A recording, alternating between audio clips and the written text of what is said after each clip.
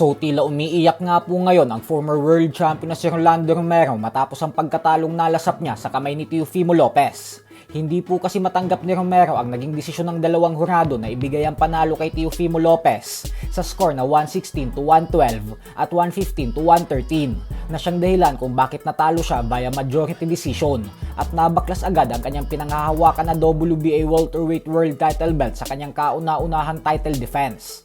Giit ni Romero na tingnan nyo naman daw ang pinagkaiba ng mukha nilang dalawa ni Lopez pagkatapos ng laban. Niwala man lang daw siyang kagalos-galos, habang si Lopez naman umano ay duguan at basag pa ang kilay.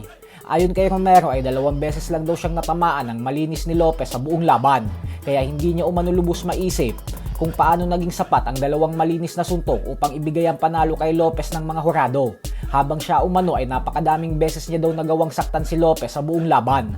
Aminado naman umano siya na bihira lang siyang magbato ng suntok, pero napakataas umano ng accuracy ng kanyang mga suntok kasi sa tuwing nagbabato umano siya ay laging natatamaan ng malinis si Lopez. Pero ganun pa man ay dahil matalik na magkaibigan ng dalawa, kaya sinabi pa din ni Romero na wala siyang sama ng loob kay Lopez at bagkus binabati niya umano ito sa pagkapanalo.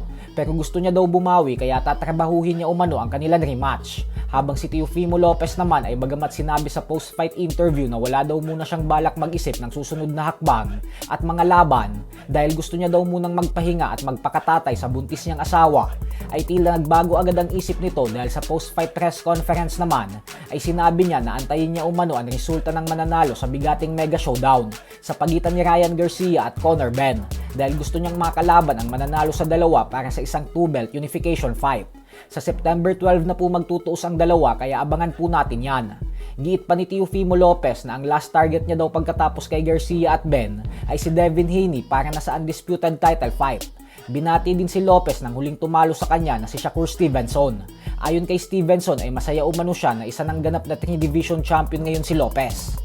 Sa kabilang banda naman mga idol ay base nga po sa mga reaksyon ng mga Pinoy fans ngayon sa comment section ay madami ang naglalabas ng pagkakadismaya kay Romero dahil para daw itong duwag lumaban kung saan panay takbo lang umano ito at hindi man lang sumugal na makipagsabayan kahit may lakas naman ang kamao nito.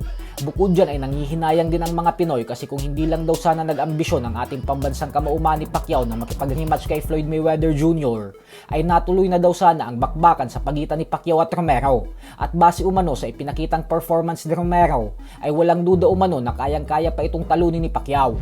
Kung mas pinili lang daw sana ni Pacquiao na labanan si Romero kaysa mag-rematch kay Mayweather na hindi naman natuloy, ay edi sana umano world champion na ulit ngayon si Pacquiao at nakabasag pa ng record bilang isang kampiyon sa edad na 47 anyos.